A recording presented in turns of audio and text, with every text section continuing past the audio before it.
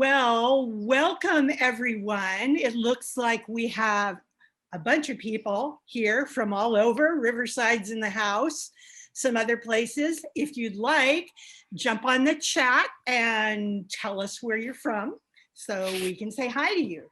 My name is Ruth Price-Dash, and I'm the chief editor at AAPC. And we have to say a great big thank you to AAPC for hosting this tonight. They've been a wonderful, wonderful support in the development and publication of this book. So let's get on with it. And this is the book that we're talking about tonight, FLIPP 2.0. Woohoo! We're going to be giving away copies of it tonight. So we're hoping that if you're not lucky enough to get one, you'll go out and buy about 100, okay? So first, let me introduce our authors who we have sitting over here. First, we have Carol. Is Carol on here? There she is, Carol. Carol Burmeister is one of our authors. She has over 40 years of experience in special education as a special ed teacher, a program specialist, a university instructor. She's also served as a reviewer on the National Professional Development Center on Autism Spectrum Disorders and the National Clearinghouse on Autism Studies and Practices updates for the evidence-based practices for autism. I've known Carol for a long time, and I know the question that everyone wants to know is, yes, she always looks this good. So yay, hi Carol. All right, the next one I want to introduce is Dr. Sherry Wilkins, who has worked in the field of public education as a teacher, school administrator, and university professor for over 35 years.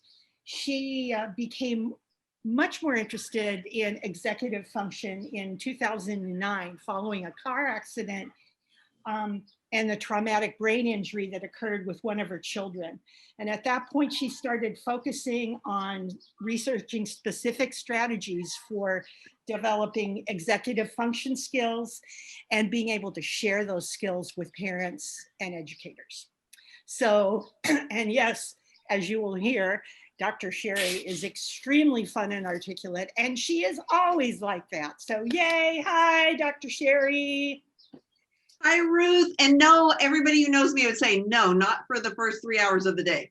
But yeah, after like 10 o'clock in the morning, I am a party as well. All right. And for this particular, I'm going to give a shout out right now to one of our AAPC staff members before I introduce our final one, Erin Yilmaz, who is in a different time zone for this meeting. So it is now 4 a.m. where she is, and she's still on board helping out tonight, as are our other representatives from AAPC, Sardar Maroon, who is our owner and president, and James Jones, who is the big boss under Sardar and knows the answers to everything all the time.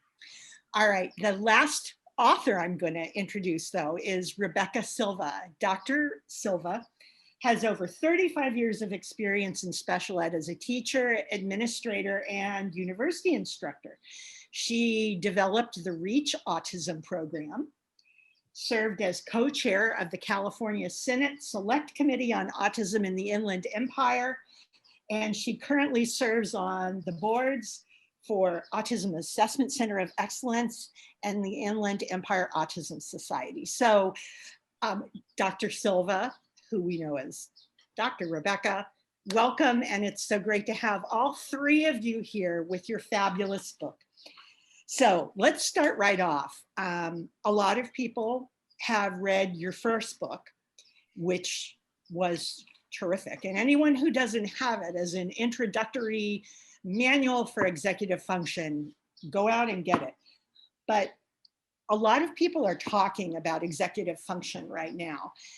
Sherry, could you tell us a little bit about what it is? Because a lot of people don't really understand it. So maybe you can explain it for people. Thanks, Ruth. Yeah, so executive functions are a set of cognitive processes that enable us to navigate the world. So even if you think about all of the things that everybody had to do to get here and be online on time tonight with everything going on, that takes a lot of that. All of that is executive function. So when my son Dominic had his accident, his car accident.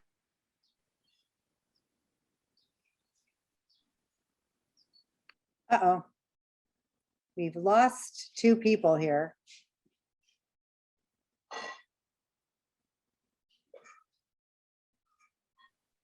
Well, I'm not sure who we can hear right now, and I'm going to jump in so that I can finish what Sherry was saying, that, and we'll come back to the story about her son. I believe she was going to talk a little bit about what had happened and how she has found executive function skills so critical when having that kind of injury with a person that you love. And she'll give you more information about that as we go forward. So I'm going to move us on and talk a little bit about who experiences problems with executive function skills. And really, it's everybody. It's everybody. And I would say folks without disabilities as much as folks with disabilities. And here's a huge list of all those types of disabilities that you see that folks are experiencing different deficits that Sherry had named. But generally, when we look at people on the spectrum, we know that it is definitely an area that they do have issues, and executive function often pops up as a deficit area on any one of those executive functions. And I would just say, it affects students at school, trying to get assignments done, not being able to plan and organize, to get a project finished. It also affects adults who are on the job, and there's, say, a schedule change, and they aren't able to deal with that, or the boss comes up, and this has happened with some of the young adults we've worked with. The boss will come up and say, hey, we have a change today. You have a new job task that you need to do today. And all of a sudden, they are faced with this type of a change that they don't know how to deal with, and sometimes can lose control, impulses take over, and we've often seen where these young adults may even be fired if this happens more than once. So executive function really does take its toll on folks with autism, and that's one of the reasons that we are so interested in this topic. All right, I am going to turn it over to Dr. Sherry. Okay, I think Carol was made an attendee. So she's. Yes, I can't find Carol on here anywhere. Okay, I think she said she's starting her computer back up. Okay. So, Well, Dr. Okay. Sherry, I went right on. I moved ahead, and you're awesome. I don't know if you want to maybe talk a little bit about what makes this book different from other books, and what some of the areas are that we put into this book that really will help teachers and students become independent.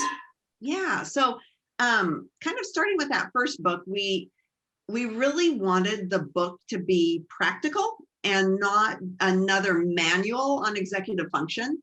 So when, I think I was saying that when my youngest son had his TBI, there was lots of information that was out there on executive function. And I'm sure so many of you, if you've ever done a Google search for executive function, you'll get tens of thousands, if not hundreds of thousands of hits. And with lots of information about kind of what it is, how executive dysfunction can affect students and adults, and not very much on what to do about it. And so because as a parent who was living day in and day out with a young man with executive function deficits that were pretty severe, it was important for me to know what were some things, what are some strategies that I could use to help us get from day to day and help him to be more successful. And so in the first book, we have 25 strategies, and they're all fairly simple. A lot of them are environmental modifications. There are some, metacognitive strategies where we invite students to think about their thinking. In the new book, we've kind of taken that even deeper. So we've developed and looked into some strategies that are a little more intense, I would say, a little more focused on helping students, especially those with autism, to navigate their world and to become more self-sufficient.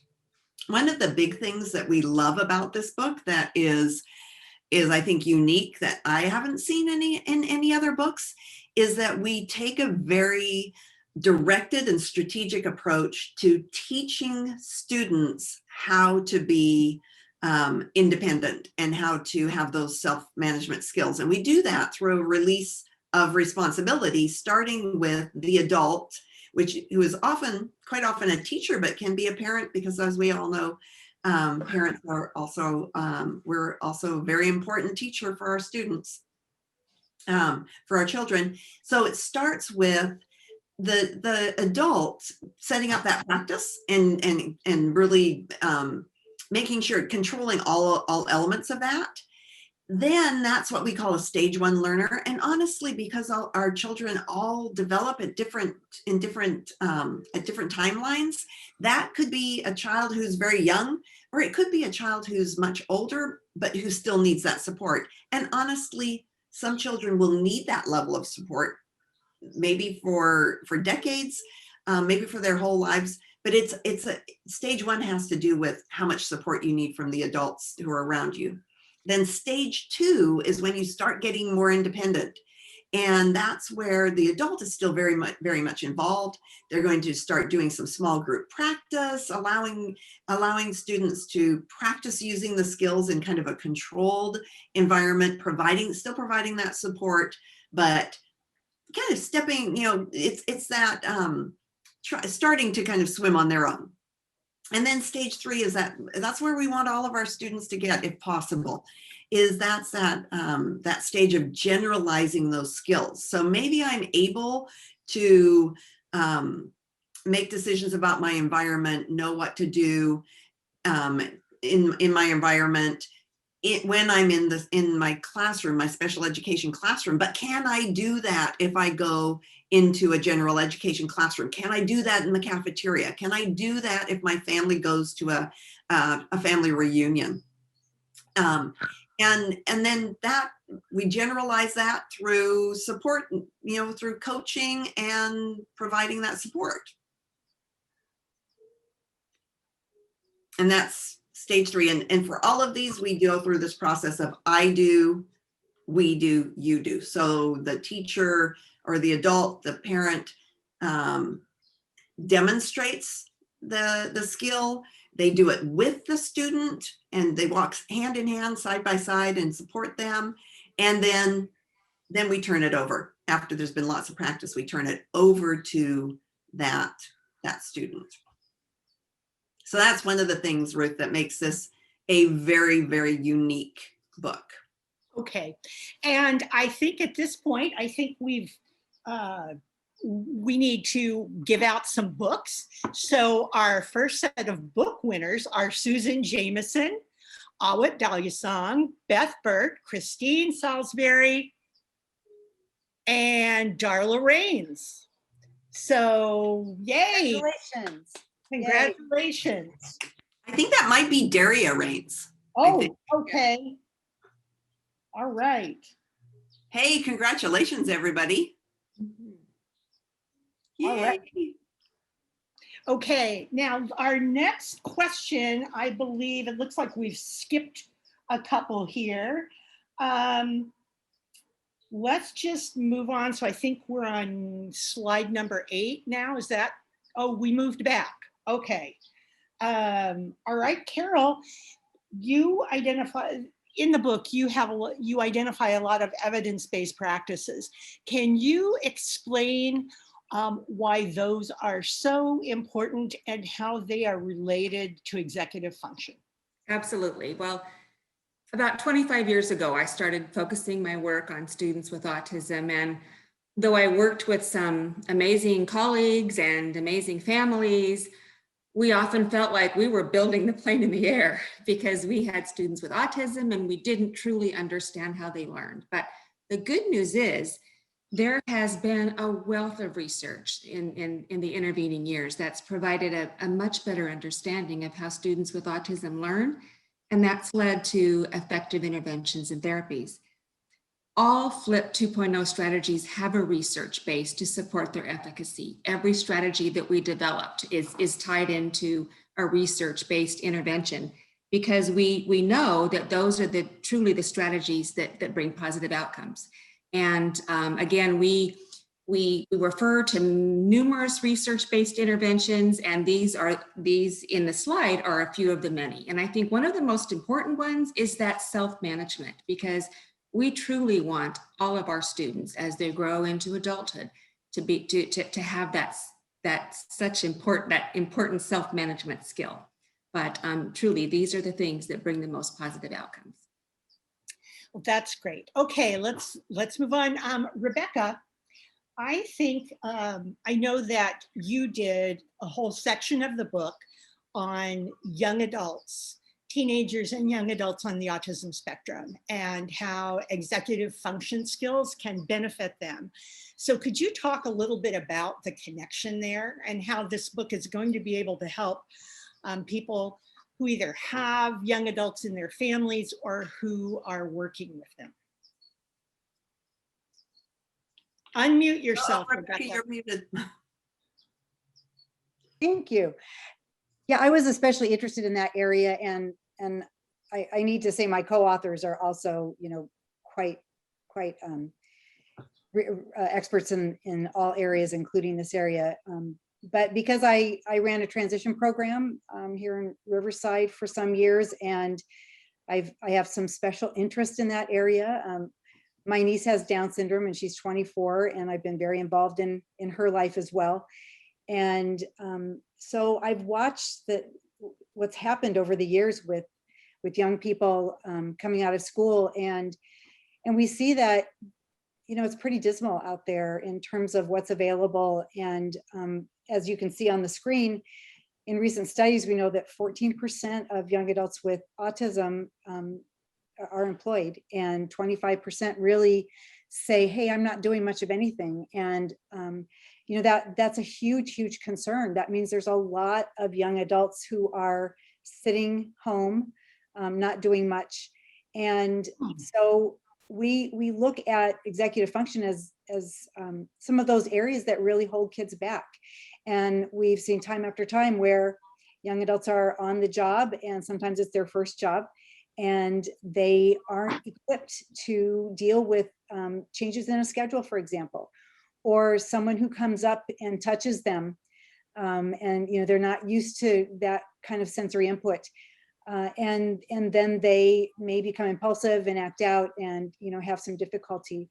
A young adult that I'm very close to was in a meeting and stood up to go, and one of her co-workers came up from behind and did the little jab in the waist, like a lot of us do, with just a little tap, and that startled her to such a degree that she ran out of the meeting and couldn't come back. It was just too much. She didn't expect that kind of touch, and it was a surprise, and it was from behind. So these are the kinds of things that can happen. And so in this case, controlling impulses would be really important, and understanding the kinds of social interactions that can happen. So that was one reason that I was especially interested in this area.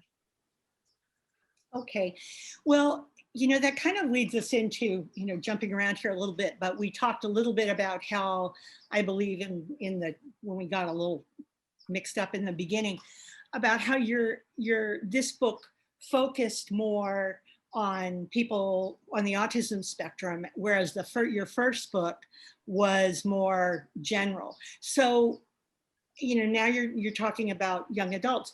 Who actually is this book really targeted at? And who will benefit the most from buying this book? That's a great question, Ruth. When we started working on this topic several years ago, we first targeted it for teachers. We thought we were looking at supporting them in determining what's the optimal environment in which their students can learn. But we soon realized that these strategies can be adapted for use in any environment, in gen ed classes, in therapy sessions, in community environments, in the home, even in vocational settings. And in the latter part of the book, in the last chapter, we especially focused on older students and young adults with autism who can use the information and strategies on how they can use the information and the strategies independently. But honestly, these are strategies that anybody can use. We've had some great feedback on how these strategies can support adults as well.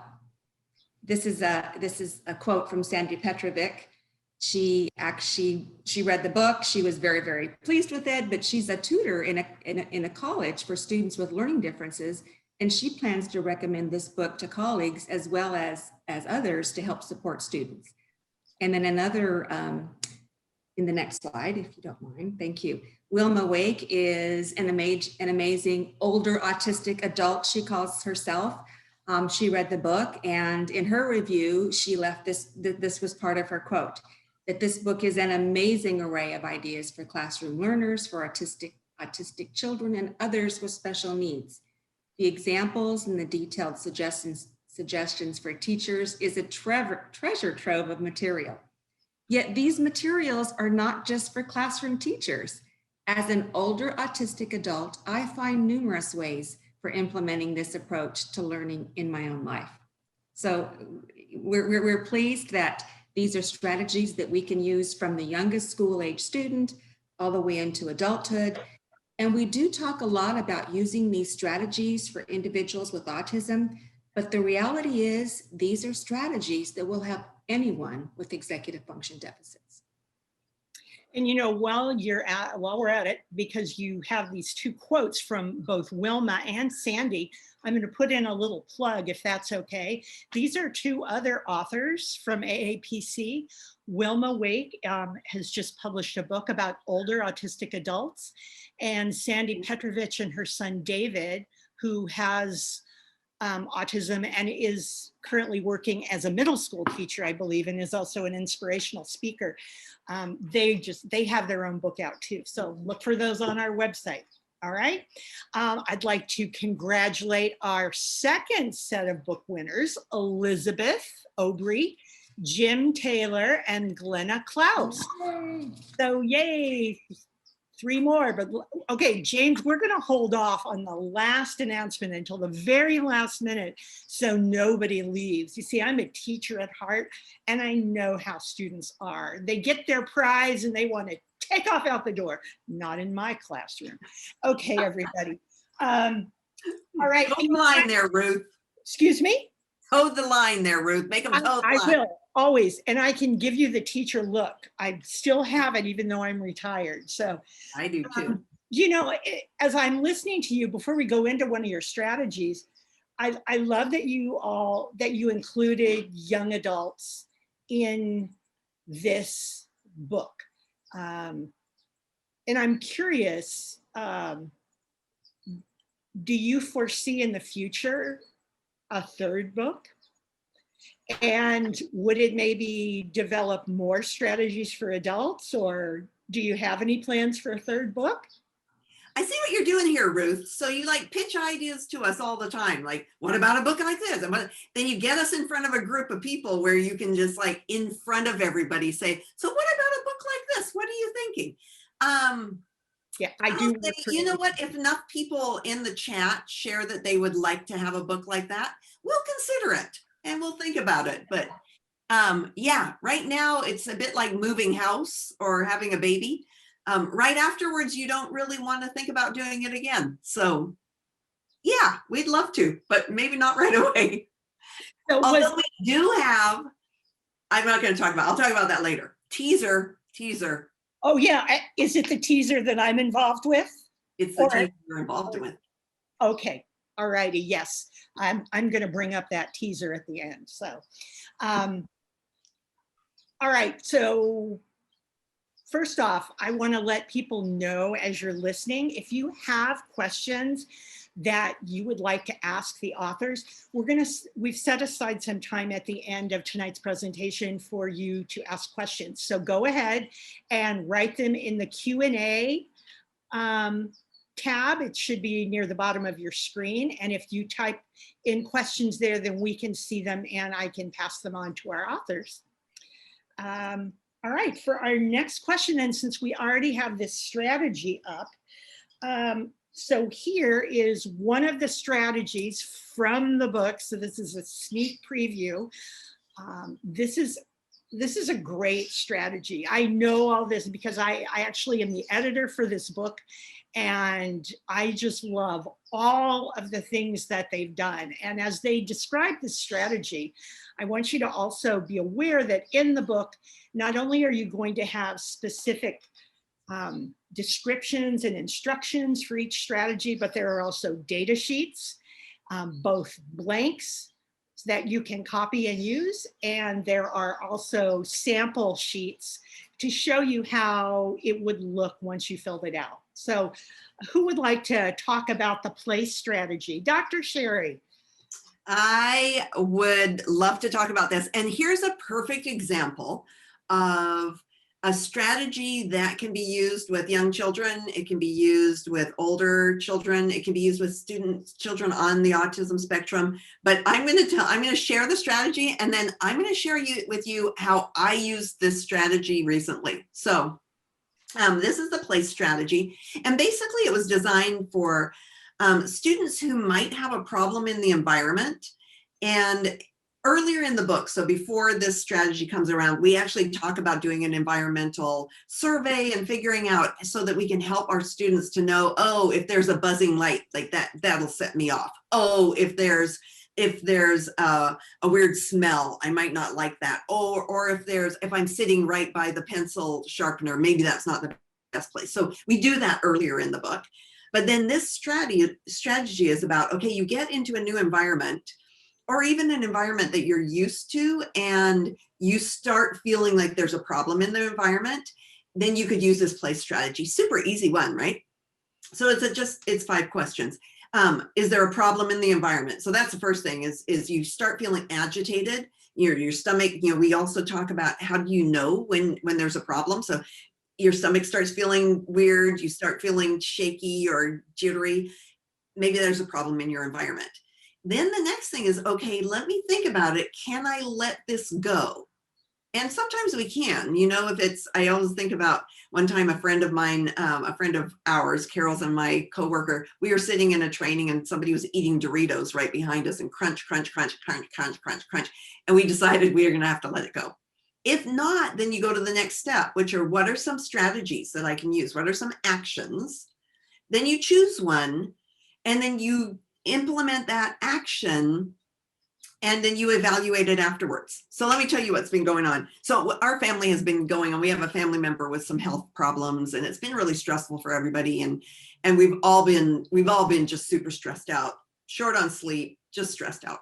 And so on Saturday, my husband and I were both stressed, and his way of dealing with stress is through noise and distraction. So he likes to play music loud and sing along with it loudly, or he likes to listen to talk radio loud. And I'm the opposite when I'm stressed. I need quiet, maybe a little classical music. I like to read a book.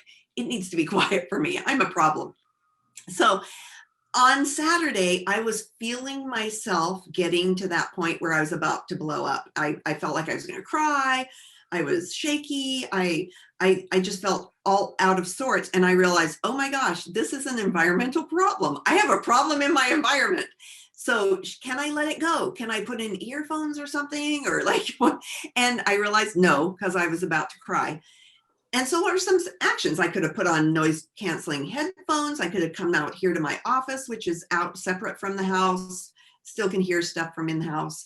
I could go for a ride in my car. I could go run errands. I could go for a walk. And so I went for a ride in my car. I ran an errand. I went to the park. I walked for quite a while at the park. And then I went to the beach and sat and listened to the waves and classical music and read a book. And by the time I came back home, it was quiet and I was able to share with him. I hope you don't mind that I booked up, but I was feeling kind of stressed and I needed to take action. And it saved the day, because otherwise I don't think I could have ignored it and I would have blown up, and then he would have been upset, and one of us would have had to give in. He would have had to try to be quiet, or I would have had to, put up with noise. But that was one of my options. So anyway, I think it works for everybody. I think we could honestly we could publish this for everybody, for anybody who has a problem in their environment. So there you go. We can all use it.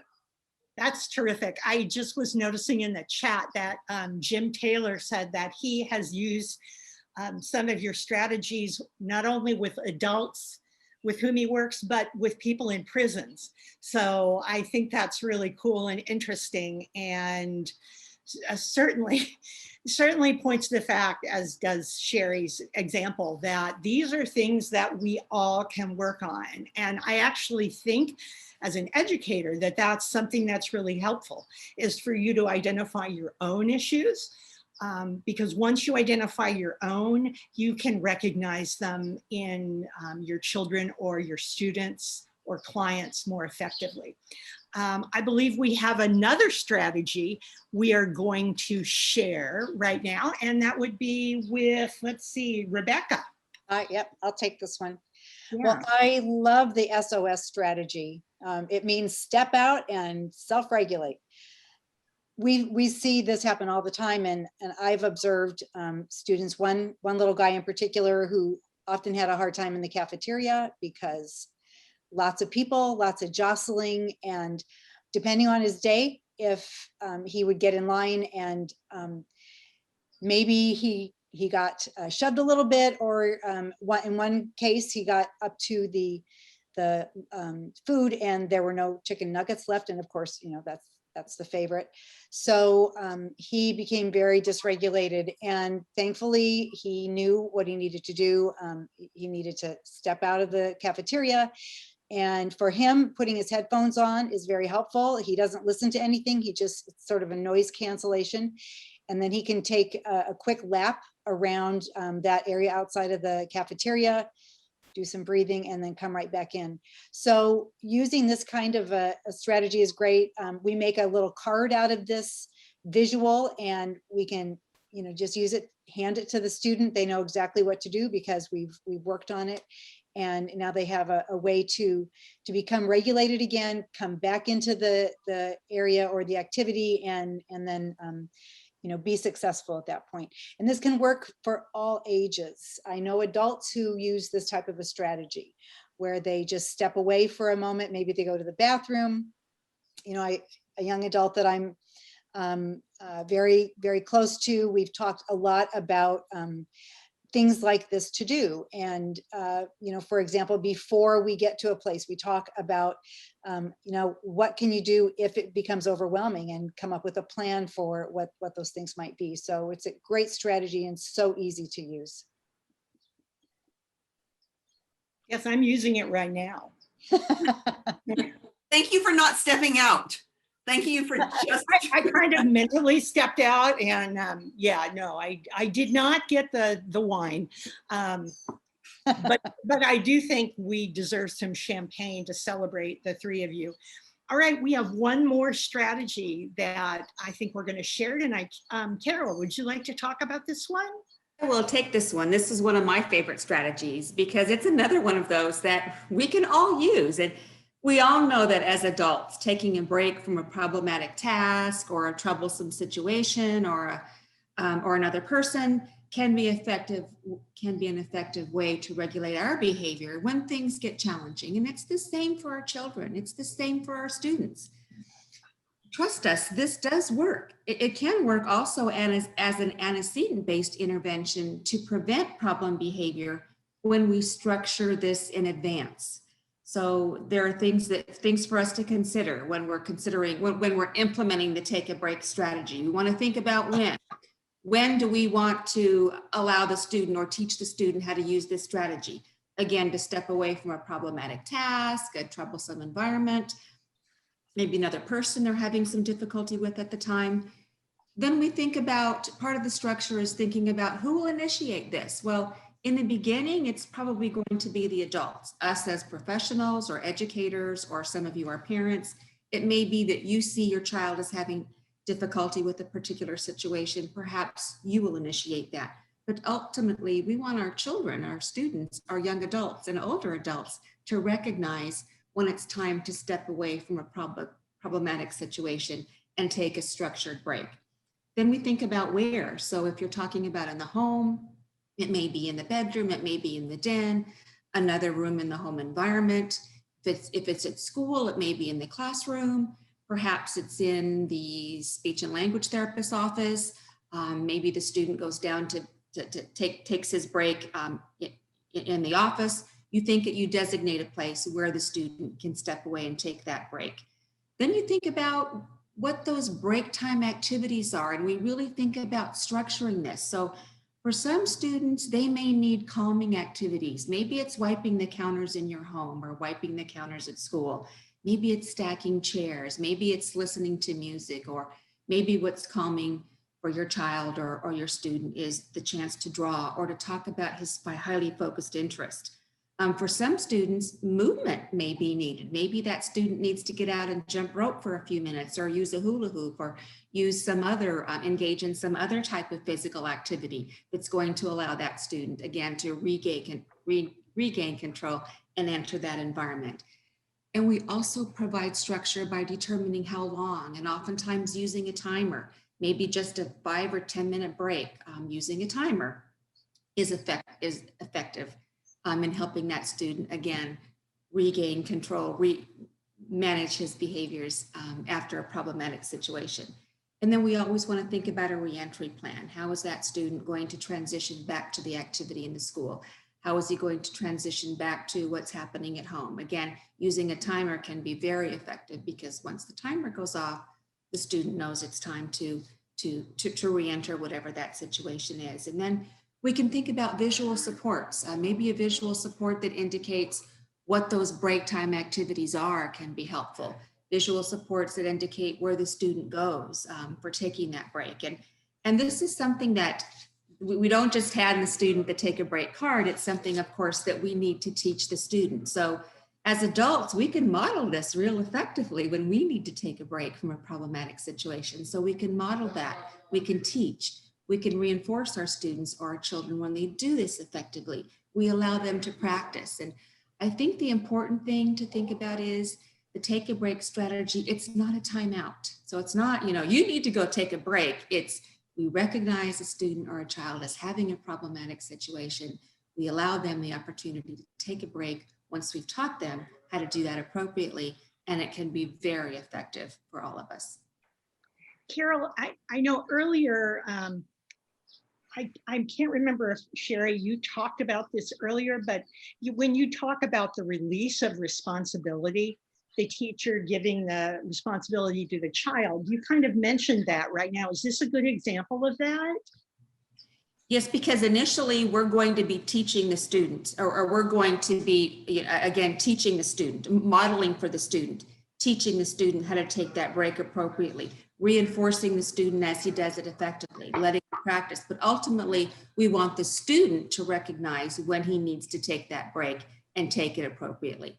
So that I think that indicates, again, that release of responsibility. In the very beginning, there's going to be lots of structure, lots of support on the part of adults, because we can't just expect that our students know how to do this appropriately without direct instruction, again, modeling, teaching, reinforcing, practicing, going back and revisiting it until they can do this effectively on their own. And giving a lot of structure to that, I think. So at first, as a teacher, I might be saying, you know what, Ruth, it looks like maybe you could benefit from a little break. Let's turn on the egg timer, go, why don't you go sit over here and read your book, so I'm giving a lot of direction around that. I feel like it looks like you need to take a break. Here's how you're going to time that. Here's what you're going to do. And then that between phase would be, working on that together. So saying, look, Ruth, it looks like, do you feel like you need to take a break right now? Okay, so, let's do a minute. What would you like to do? What are some of, look at your list of things. What would you like to, do during this time? And if you felt like you needed a break, you could come to me as the adult and say, I think I need a break, or whatever that signal is that we have. And then when we give that over to the student, it would be the student themselves saying, look, I need to take a break. Can I, I'm using one of my break chips, and we've organized that all beforehand. And I think that's one of the things, giving our students the words to say, so that they know what to say when they need to take a break. So it's not just, so that they can then take that over, but it needs to be really structured, as you pointed out, and as Carol talked about. Yeah, one of the things I've always loved about your work, all of you, is your really positive approach to students, because I believe I know it's in your first book and in this book, and I've heard each one of you say it about 1 million times, that no one should assume that a student can't do something. It's that they don't have the skill to do it. And that's your job, is to teach them those skills. And I just think that really positive message is so vital to your books. Okay, well, let's move on, because I know we have a limited amount of time here. But one of the things that I want to ask everybody, all of our listeners, how many of you are on the FLIPP social media pages? We have Facebook, we have Instagram, we have, what else do we have? Facebook. I know you guys have Facebook and Instagram. Facebook, Instagram, we're on Twitter. We do have a YouTube channel, which we haven't added anything to for a little while, but we need to. And then we've got a website. All right, if you are on their social media page, just put me or a little wave in the chat. And if you're not on it, I would really suggest that you get on it. And we also ask that once you get on it, if you can refer like 5 more people to get on those pages as well, then more people are going to be able to experience all of this great information and knowledge, and it'll help everybody out. So speaking of which, I want to talk about this, which is up here on your screen right now, which is another resource that you are providing to people by the way of social media. And Beth Bird, I see your question. I'm adding it to our question and answers for later on. That's actually one I've already got written down. So I see it. For now, though, could one of you talk about the FLIPP Notes and what that is and how people can get it? I would love to talk about that. So those of you, so Jim said that he's on Instagram now. And so if you're on Instagram, or if you follow us on Facebook, we actually started something, oh my gosh, it's been a month and a half ago. So I think we're on like number 43, where we decided, you know what, maybe for those busy people, moms, dads, professionals, grandparents, all of the above, who are busy, you don't have time to just sit and read the whole book. So maybe if we just did like a sentence a day that kind of works its way, it's a combination of the 2 books. So they're called FLIPP Notes, that we do one a day. It's usually around 7 o'clock on the West Coast, but as I'm the one who posts it, sometimes that's a moving target.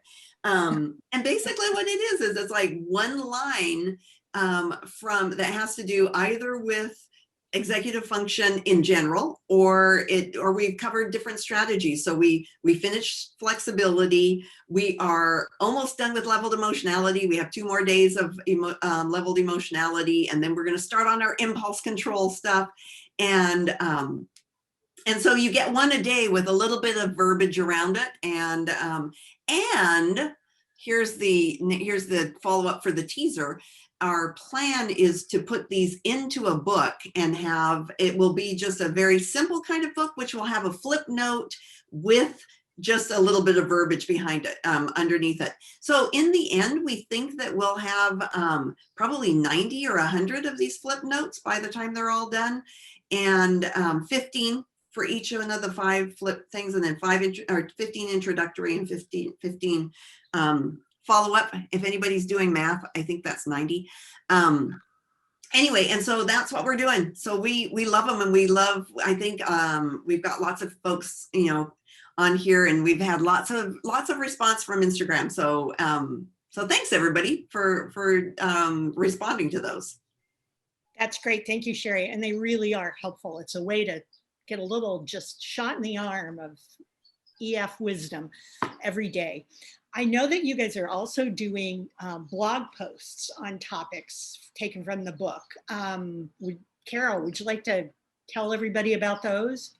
I would be happy to. And before I do that, because I missed a few minutes of the launch party when something happened with my technology, so I don't know if this was said, but I do want to thank everyone for attending. I know when we talked about this several weeks ago, we tried to figure out, what's the best time to have a launch party, thinking that we would have people from across this continent. We would have people on the East Coast, people on the West Coast, what's a good time?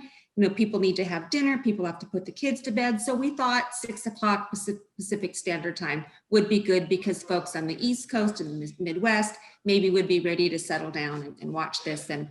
But what I didn't think about is that we would have folks from all over the world. So I know that Jim Taylor from Scotland is with us today. And I understand that he hasn't even been to bed yet. I think it's about 2 a.m. his time. And then Erin from AAPC, she's in Turkey. It's about 4 o'clock her time. And I believe we have someone from Mozambique. So I just want to thank all of you for whatever you would normally be doing at this time, whether it's having a glass of wine with your spouse, or putting your kids to bed, or having dinner, or sleeping. I appreciate you joining us. So about the blog posts, we are excited about these because in thinking about getting our students ready to go back to school, we know that things are going to look a little bit different this year, maybe a lot different this year than what heading back to school looked like in the past.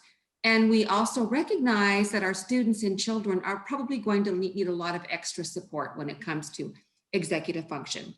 So we planned out 10 blog posts, and these blog posts are done once a week. And what we're doing is taking one of the strategies from FLIPP 2.0, and we're writing a blog on how to use the strategy.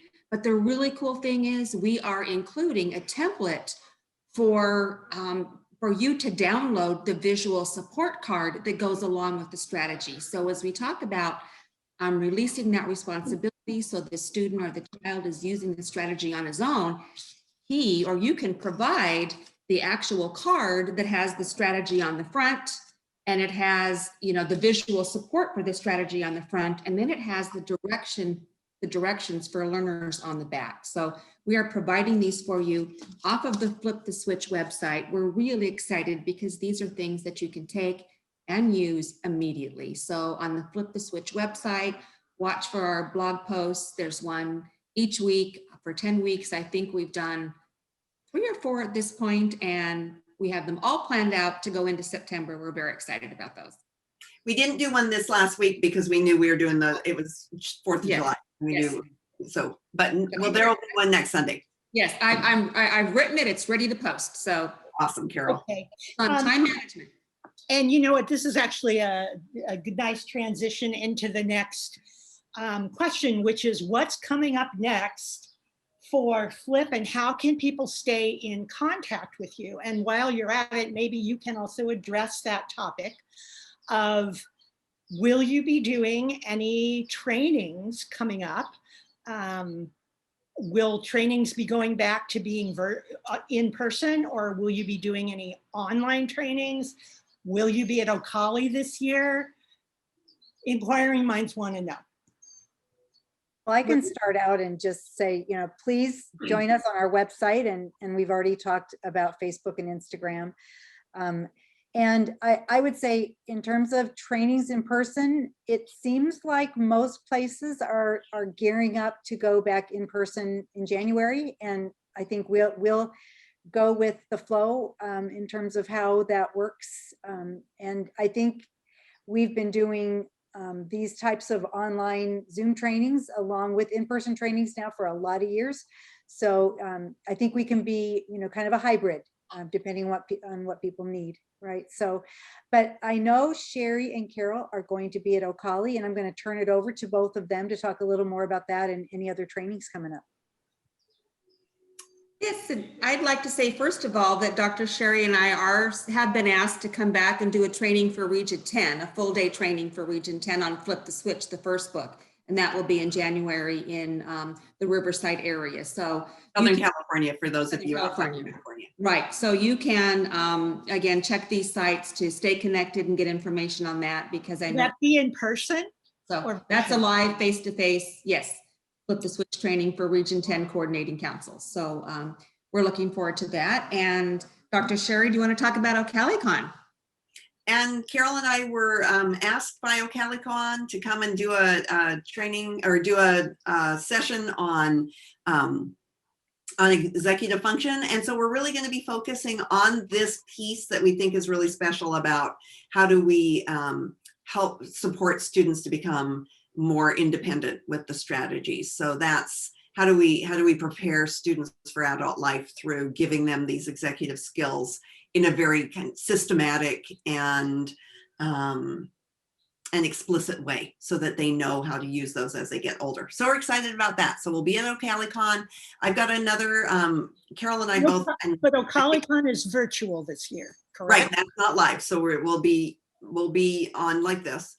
And then I'm also doing, I keep saying, I have a goal to get a free series for parents for executive function done, and just life keeps interfering, but I think I'm going to try to get that done and released sometime this summer for parents, and then looking to do some more online courses that way, so that people can get the information at their own pace. So stay tuned, follow our social media, you'll get all that information. Okay, we have one question in the Q&A pane right now, and that is from Christine, who says, do you have any suggestions for the child or student who becomes overwhelmed emotionally and cannot focus or recognize the problem? Would any of you like to take that on? No. How about Sherry? Okay, I was going to say, well, is anyone? I feel like Ferris Bueller's teacher. Okay, so I think part of this, Christine, is working on identifying early how to identify that you're becoming overwhelmed. And so I talked a little bit about this with the place strategy, but talking about, okay, how do you know physically that you're becoming overwhelmed? What does it feel like in your body? And becoming much more aware of how that feels, and then trying to stop that earlier. So, if you think about the SOS strategy, for instance, or the TAB strategy, Rebecca talked about SOS, Carol talked about take a break. The take a break strategy would be great for a child who starts to get overwhelmed and needs to take a break and talk about, and go and, play with a fidget or walk around or, do something to calm down. So I think the first piece is starting to talk about what does that feel like and how do you know when you're becoming overwhelmed emotionally? And then talking about the problem and then how to solve the problem. So I think it's two parts. It's like, first thing is what to do when you start getting overwhelmed. Second thing is problem solving. We actually have problem solving strategies in both books. And so kind of having a strategy for going through, how do you know what's your problem? How do you solve that? What are some things you can do about that? So that's how I'd work on that. Great answer, Dr. Sherry. All right, looks as though we have another question that says, do you have any comments for helping students who are struggling with time management and video games, YouTube, who are having trouble transitioning from electronics? And Carol, would you like to take that? But let's make this, we're almost out of time. So if you can give us like a quick 1-minute answer here. Well, first of all, look for our blog post on time management next Sunday on our website. Second of all, provide some structure around that. So maybe the student or the child is allowed to have his screen time or his technology, you know, once his work is done. First work, then this. And again, providing some structure around that, you know, fitting it into his schedule. But I know that's going to be tough for a lot of parents as they're transitioning from children who had a lot of screen time to do their schoolwork, again, and but also used it for fun things and are now having to go back to face-to-face school and using that screen time for the fun things when you allot that time. So put some structure around that. Okay, that also reminds me of one other thing I can tell everyone about. Something that's coming up for our FLIPP authors that isn't directly related to the FLIPP, but all 3 of our FLIPP authors, Rebecca, Sherry, and Carol, will be contributing chapters to a book that's coming out next month that is called Life After Lockdown, for individuals on the autism spectrum and those who support them. And there are going to be, I believe, some chapters, or at least I believe there's at least one chapter that addresses that very topic, or that mentions it, that talks about video games and, you know, how that's become really difficult to transition out of. So that book should be coming out again next month. So that's another good one to look for on the AAPC website if you want to get more from our fabulous FLIPP authors. All right, well, if we're almost out of time now, I want to thank everybody for being. What about our last, oh, good, James is on it. Thank you, James. Yes, and we're gonna, yeah, that's our last thing we're gonna do. I also want to say, I see on here someone with the last name Banks. Is that Coco Banks? I'm not sure. That's someone that I recognize from a long time ago, but yes, it is Coco Banks. Hi, Coco. Hi, Coco. Coco Glad used you're to be a teacher in the REACH program and has gone on. It's nice to hear from you and see you here. Well, not see you, but I know you're here. All right, James, do you want to go ahead and let us know the final winners? Oh, he's done it. He's done it. So it was Kelly and Leslie. Kelly and Leslie. Oh, okay. Kelly and Leslie. Yay. Congratulations. Okay. Well, everyone, thank you so much for attending tonight. It was great to know you're all out there supporting this fabulous book and this fabulous group of authors. So please sign up for their social media pages, go out and buy the book, recommend it to people, turn other people onto it and to their social media pages. And thank you so much to Rebecca, Sherry, and Carol. Listening to you is always just a wonderful, inspiring experience. So we're looking forward to hearing more from you all in the future. All right. Well, thank you, Ruth. Thank you, Ruth. We appreciate it. Jim Taylor wants to know what bar we're going to. We're having champagne by my pool. So in Scotland, it's going to take you a while to get here, but I'll save you a glass. Well, right. We'll all have our beverage of choice after this and think about everybody else. So great. How's that? Okay. All right, everyone. Good night. Good night. Thanks, everybody. Thanks for joining us. Everybody. Everyone. Thanks, Ruth.